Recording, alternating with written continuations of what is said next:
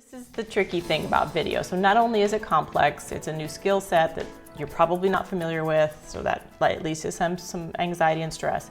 But then we have camera anxiety. And camera anxiety is rooted in many things, especially if you didn't grow up, doing selfies to an hour, selfies and, video on YouTube with your cat. But a lot of us struggle with perfectionism, and then we struggle with the fear of rejection. What if somebody doesn't like my video? I worked so hard on my video, it feels like a little baby I'm putting out there, and what if somebody says mean things about my baby or doesn't like it? That doesn't feel good.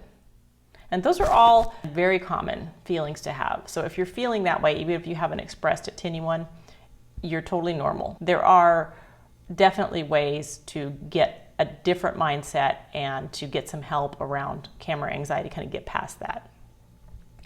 And then the very last thing is, if you haven't done video before, then you don't really even know the questions yet that you don't know.